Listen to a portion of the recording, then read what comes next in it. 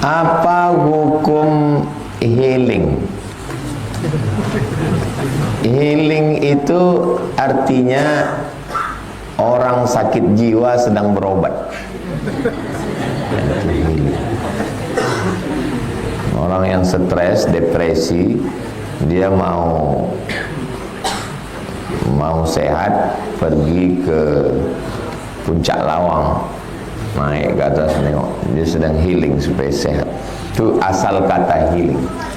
Sekarang diartikan orang healing jalan-jalan. Lebih bagus pakai yang zaman saya kecil dulu, tamasya. Orang sekarang nggak mau pakai tamasya karena dianggap jadul. Padahal yang jadul itu yang betul. Tamasya diambil dari bahasa Arab, masya, jalan. Tamasya, berjalan-jalan. Itu yang betul. Kalau healing itu penyembuhan sakit. Karena memang orang banyak sakit sekarang. Di kantor sakit, di jalan sakit, akhirnya itulah. Kau kemana? Healing. Ayolah penyembuhan. Pergilah, mudah-mudahan sembuh kau balik nanti ya. Jalan-jalan dan sampai bermalam tanpa mahram. Tidak boleh perempuan keluar rumah tanpa mahram. Tak boleh. Saya tak punya anak perempuan, tapi saya punya keponakan perempuan. Tak boleh pergi. Sudah kelas 2, kelas 3 aliyah. Tak boleh pergi. Pondok ke rumah saja tak boleh. Ayahnya, saya walinya. Saya abang ayahnya, saya wali. Ustazah tu perempuan adik-beradik 4. Kakaknya 3, dia. Tidak boleh camping pramuka, tidak boleh jalan-jalan, tidak boleh nikah, undangan, pesta pun tak pernah dibawa mai. Makanya waktu nikah banyak tamu tu. Oh, ada anak gadis kau katanya. Untung tak dibawanya. Kalau dibawanya kan diambil orang tu. Apalagi untuk saya. Jadi anak perempuan jaga di rumah. Khawatirnya anak kita baik, orang jahat. Membiarkan anak perempuan berjalan-jalan itu sama macam kita bawa sepeda motor. Bawa sepeda motor ini tidak selamanya kecelakaan itu karena kita jahat. Kadang kita udah baik-baik, gigi satu aja tak pernah. Ditabrak orang dari belakang. Orang jahat. Apalagi orang sekarang jahat macam-macam. Maka kalau mau keluar kota, ada acara, ada mahram. Abang, adik, ayah, atuk. Apa hukumnya seorang guru menerima komisi dari kepala sekolah? Uang ini bersumber dari penjualan seragam sekolah, buku. Dia mendapatkan itu karena jabatan. Menurut hukum negara namanya gratifikasi. Menurut hukum Islam namanya ghulul, kecurangan. Maka ketua yayasan, kepala sekolah merapatkan semua dengan rapat semua dengan majelis guru, yayasan, kepala sekolah, guru rapat. Kita ini pendidik sudah dikasih gaji. Gaji dari pemerintah dan gaji diambil dari potongan SPP murid. Maka kalau ada perusahaan yang datang kemari sales jual buku, dia kasih fee sekian, fee-nya itu dibagi rata semua. Kasih tahu juga sama perusahaan-perusahaan buku, percetakan, penerbit. Di tempat kami ini sistemnya begini Bapak Ibu. Berapapun yang kalian masukkan kemari, duitnya mesti dibagi rata. Supaya tidak ada kecemburuan, supaya tidak ada gratifikasi. Efek negatifnya nanti, guru tidak bisa tegas. Buku salah cetak, kalau dia tidak dapat duit, tajam matanya. Ini salah nih, halaman sekian sobek ini. Nah, tapi kalau udah dapat, kabur nih. Komplain murid itu pula kena amuk. Bu, ini bukunya kok hilang Bu. Memang begitu. padahal dia udah makan duit. Gratifikasi inilah yang merusak etos kerja. Makanya pegawai KPK kalau datang tidak boleh mengambil air putih. Kalau disediakan air putih gini ya, dulu ya, sekarang tak tahu. Maaf, kami sudah digaji dari negara. Kenapa? Karena kalau di ini termakan. Apa yang merusak kualitas di Indonesia ini? Gratifikasi. Sebelum dapat gratifikasi, pemeriksa-pemeriksa itu, inspektorat, badan pemeriksa keuangan, tajam matanya. Ini kenapa begini? Ini kenapa begini? Ini kenapa begini? Begitu udah dapat lempuk durian, sama kain songket, sama tanjak, ini agak sedikit masalah, enggak apa-apa. Hancur semua kualitas.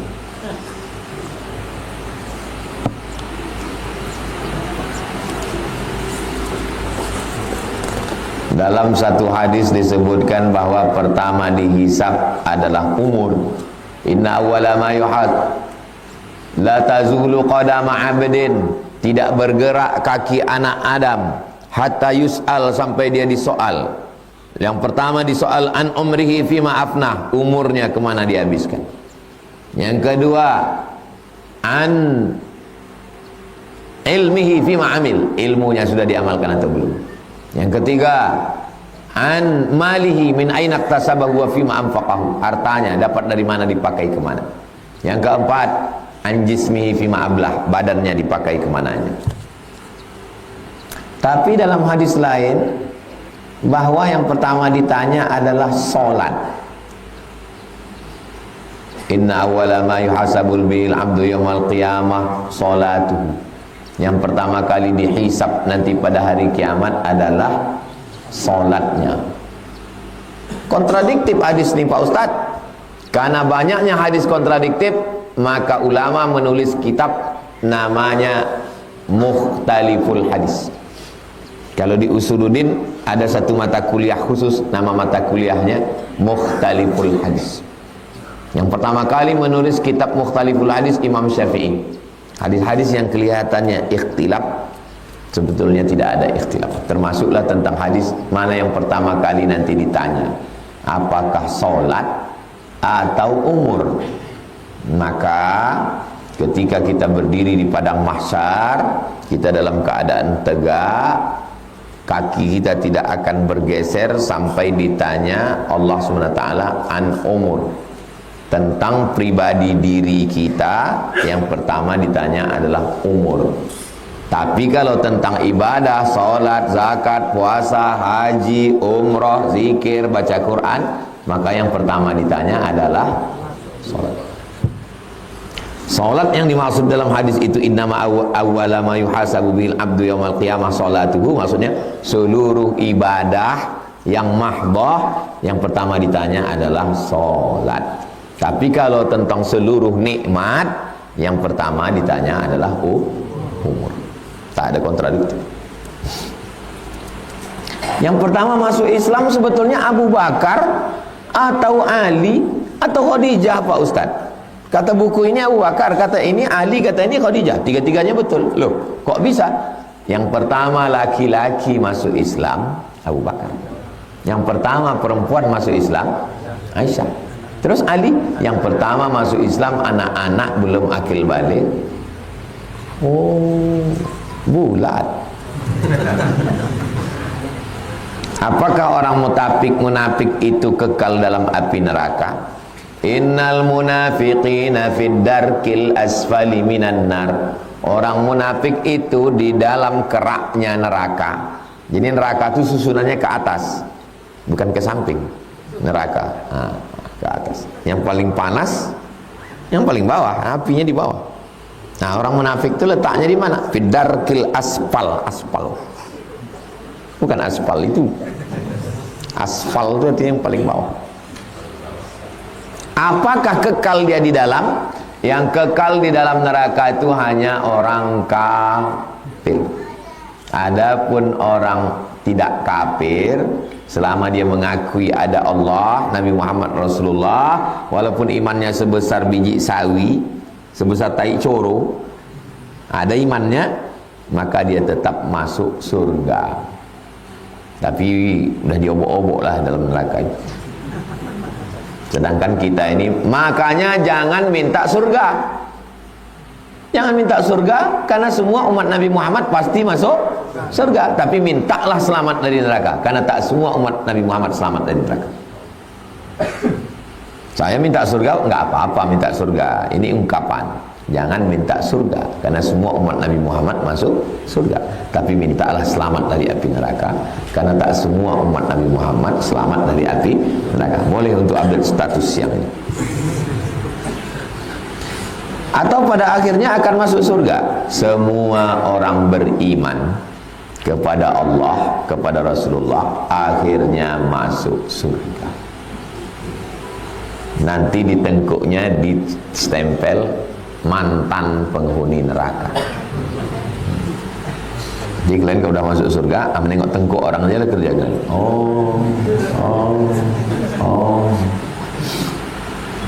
Apakah munafik itu ada tingkatan-tingkatannya? Ada munafik kelas ekonomi, munafik kelas VIP, munafik kelas VVIP. Ada yang agak-agak munafik sedikit, ada yang munafik betul. Lain sembahyang sendiri sama sembahyang depan orang ramai, itu munafik. Tapi munafik-munafik kelas-kelas KW 9 lah. Sendiri sembahyang cepat, tapi kalau tahiyatul masjid di masjid Yasin rokaat pertama. Kenapa pula beda? Yang menengok kita kan Allah yang sama. Apakah malaikat itu berjenis kelamin laki-laki dan perempuan, Pak Ustaz? Malaikat itu tidak disebutkan jenis kelaminnya, apakah laki-laki atau perempuan. Perkara malaikat adalah perkara sam'iyat yang didengar. Kita tidak boleh berijtihad di situ. Jadi yang berijtihad itu dalam masalah fikih, masalah halal, haram, makruh, mubah. Adapun masalah malaikat itu jenis kelaminnya apa, sam'iyat. Asal tak ada dalil, tawakkuf, diam. Tak ada dalil, maka diam. Tapi kalau dapat ada ayatnya, ada hadisnya, baru kita boleh. Cari Sahih Bukhari, Sahih Muslim, Sunan Abi Daud, Sunan Nasai, Sunan Tirmidzi, Sunan Ibnu Majah, Muwatta Malik, Musnad Ahmad bin Hanbal, tak ada. Maka kita diam, tawakuf namanya. Karena ini masalah sam'iyah yang didengar. Apakah anggur fermentasi termasuk haram? Karena di dalamnya tidak ada alkohol.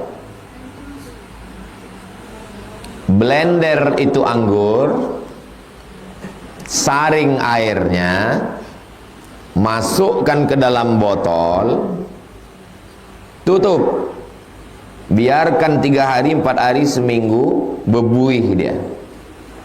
Maka otomatis muncul satu unsur di dalamnya, namanya alkohol.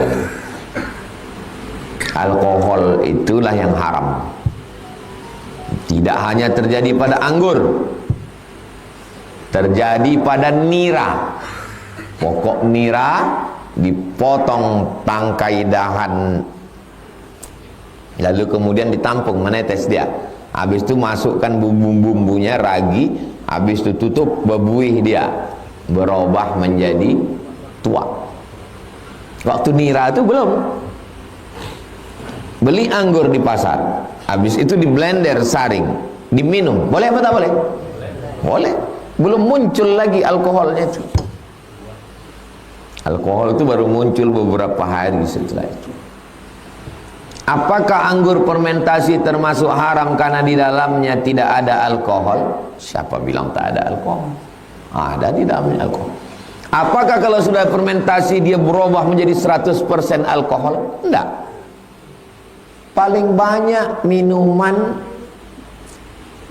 nanti antum pergi ke supermarket yang ada alkoholnya, tengok 0,1. Saya tak sebut produk ya, 1%. 3%, 5%. Cuman waktu antum megang itu yakinkan tak ada kawan. Kalau ada di fotonya dari belakang, langsung di-uploadnya. Ngaji juga, minum juga. Coba tengok ingredient itu saja. Ada yang 1%, 3%, 5%. Paling tinggi vodka sama Budweiser 20%. Di atas itu kalau diminum bukan mabuk, mati. Niat mau mabuk, duit tak ada, dituang kopi campur spiritus. Spiritus itu alkohol. Kalau kita digigit ular, digigit lipan, kena paku, biar mati kumannya itu disiramkan alkohol. Kalau tak ada, zaman dulu orang pakai lampu strongkeng, spiritus. Spiritus itu 100% alkohol. Dituangkan ke kopi biar mabuk, diminum, takarannya tak jelas, lewat 20%, lewat juga dia. Alkohol itu bercampur dengan minuman, bukan dia diminum begitu. Kalau diminum mati orang, bukan mabuk. Niat mabuk mati pula. Apakah bacaan sebelum solat agar kita selalu khusyuk dalam solat? Qul a'udzu birabbin nas, malikin nas, ilahin nas, min syarri waswasil khannas, alladzi yuwaswisu sudurin nas, minal jinnati wan nas. Astaghfirullahalazim. Usalli fardhu subhi raka'ataini ma'muman lillahi ta'ala. Saya salat subuh 2 rakaat fardu jadi makmum karena Allah. Dipasang dalam takbiratul ihram, Allahu Akbar. Bacaannya semua dilafazkan di mulut, jangan dalam hati, di mulut. Nafasnya diatur. Dengan mengatur nafas membantu kekhusyuan. Iftitah itu tergantung iftitah masing-masing. Tapi kalau iftitah yang saya baca itu bisa dibagi menjadi 4 nafas. Allahu Akbar kabiran walhamdulillahi katsiran wa subhanallahi bukratan wa asila. Wajjahtu wajhiya alladhi fatara as-samawati wal arda hanifan musliman wa ana minal musyrikin. Inna salati wa nusuki wa mahyaya wa mamati lillahi rabbil alamin. La syarika lahu wa bidzalika umirtu wa ana minal muslimin. Setelah itu ta'awuz, minta perlindungan kepada Allah di setiap rakaat menurut mazhab Syafi'i. Setiap rakaat, a'udzubillahi minasyaitonir rajim. Fatihah bisa 7 nafas, bisa 1 nafas. 7 nafas sunnah. Karena Nabi berhenti setiap membaca 1 ayat. 7 nafas sah. 1 nafas sah. Bismillahirrahmanirrahim. Alhamdulillahirabbil alamin arrahmanir rahim maliki yaumiddin iyyaka na'budu wa iyyaka nasta'in ihdinas siratal mustaqim siratal ladzina an'amta 'alaihim ghairil maghdubi 'alaihim waladdallin amin. Bismillahirrahmanirrahim. Inna a'tainakal kautsar fasholli rabbika wanhar inna syani'aka huwal abtar. Dan pula gara-gara mau senafas mati sudah itu. Berembus menariknya tak bisa lagi. Allahu Akbar. Subhana rabbiyal azim wa bihamdi. Subhana rabbiyal azim wa bihamdi. Subhana rabbiyal azim wa bihamdi. Sami Allahu liman hamidah. Setelah lurus tulang belakang baru ganti doa. Rabbana lakal hamdu mil'us samawati wa mil'ul ardi wa mil'u ma syi'ta min syai'in ba'd. Allahu Akbar. Subhana rabbiyal a'la wa bihamdi. Subhana rabbiyal a'la wa bihamdi. Takbirnya itu kuat untuk menguatkan telinga, kuat ke hati, kuat pikiran. Kuat di mulut, kuat ke telinga, kuat ke hati, kuat ke pikiran. Allahu Akbar. Rabbighfirli warhamni wajburni warfa'ni warzuqni wahdini wa'afini wa'afani. Allahu Akbar. Subhana rabbiyal a'la wa bihamdi. Subhana rabbiyal a'la wa bihamdi. Allahu Akbar. At-tahiyyatul mubarakatus salawatut thayyibatu lillah. Assalamu alayka ayyuhan nabiy wa rahmatullahi wa barakatuh. Wassalamu alayna wa ala ibadillahi shalihin. Asyhadu an la ilaha illallah. Mata menengok tunjuk. Wa asyhadu anna Muhammadar Rasulullah. Allahumma salli ala sayyidina Muhammad wa ala ali sayyidina Muhammad kama sallaita ala sayyidina Ibrahim wa ala ali sayyidina Ibrahim. Allahumma barik ala sayyidina Muhammad wa ala ali sayyidina Muhammad kama barakta ala sayyidina Ibrahim wa ala ali sayyidina Ibrahim fil alamin innaka Hamidum Majid. Cukup. Tapi kalau mau lanjut Allahumma ighfir li ma qaddamtu wa ma akhartu wa ma asrartu wa ma a'lantu wa ma asraftu wa ma anta a'lamu bi minni antal muqaddim wa antal muakhir la ilaha illa anta subhanaka inni kuntu minadh dhalimin. Minta perlindungan dari 4. Allahumma inni a'udzubika min adzabi jahannam, min adzabil qabri wa min fitnatil mahya wal mamat, min syarri fitnatil masih dajjal. Tutup dengan doa penutup. Allahumma a'inni ala dzikrika wa syukrika wa husni ibadatik. Ada hajat-hajat, bacakan sebelum salam. Kalau tak bisa bahasa Arab di mulut, jangan dibaca di mulut, dalam hati.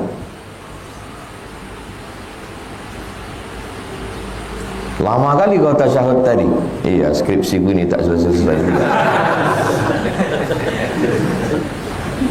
Assalamualaikum warahmatullahi. Pakai rumus ini, insya Allah khusyuk.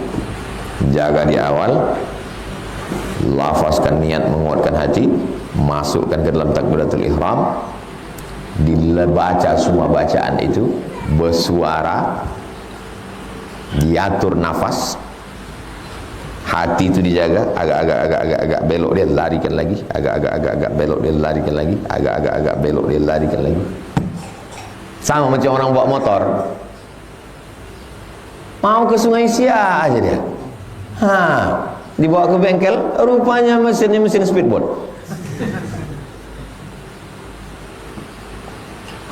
Begitulah hidup ini.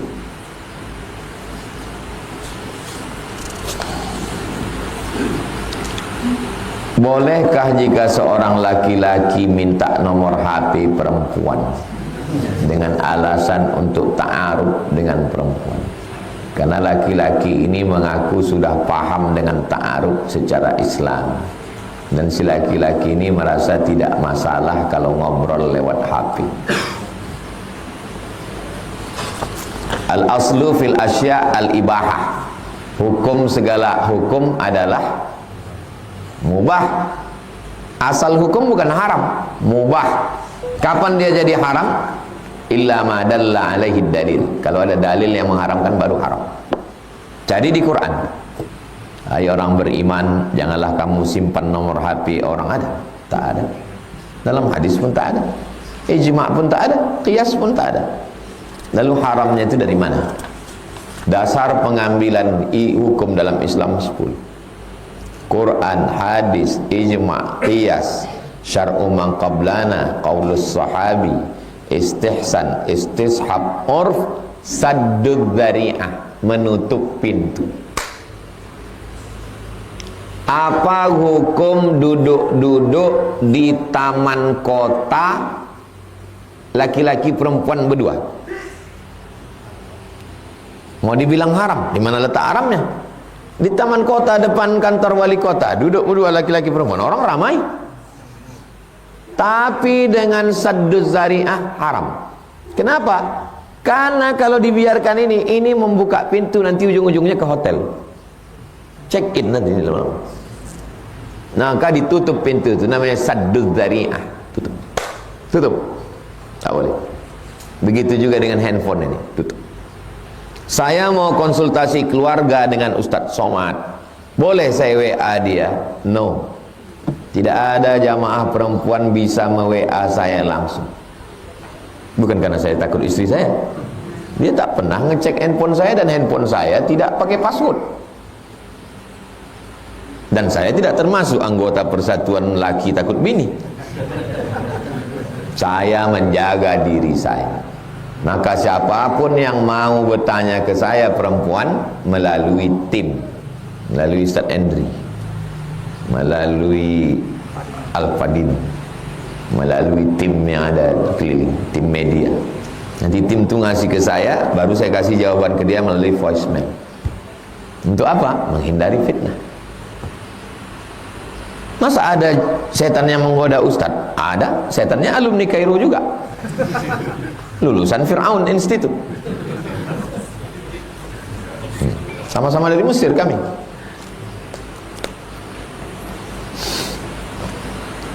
Jangan merasa lebih pandai dari setan.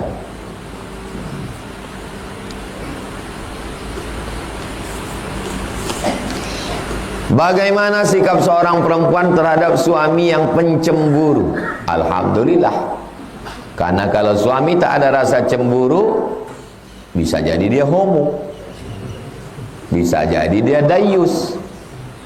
Ibu posting foto di YouTube, internet, diam dia. Ibu dibonceng orang, diam dia. Berarti dia dayus. La yadkhulul jannata dayus. Tak masuk surga dayus. Siapa itu dayus? Alladzi la yagharu ala maharimihi. Orang yang tak ada rasa cemburu kepada mahramnya. Adiknya, kakaknya, makciknya, istrinya. Tak ada rasa cemburu. Kau tengok bini kau tadi dibawa Syanur ke mall. Biasa, masa kita aja yang bahagia. Kawan kita pun ingin bahagia juga. Kawan itu. Tapi kalau cemburunya melampau, sampai-sampai ibu beli genjer di pasar Kambojanya, tiba-tiba bengkak-bengkak muka tukang kangkung tu kena tinju. Di sini biniku tadi belanja, ya berani kau jual sama dia, pak. Ini kita antarkan ke kilometer 11. Gila dia. Kalau tak mau bini kita ngobrol sama tukang sayur, kita belanja beli sayur. Kalau tak mau bini kita ngobrol sama supir, kita nyupir dia kemana-mana. Begitu prinsipnya. Ini suruh ngantar tak mau. Bang, antar aku ya. Enggak. Balik dia naik Grab.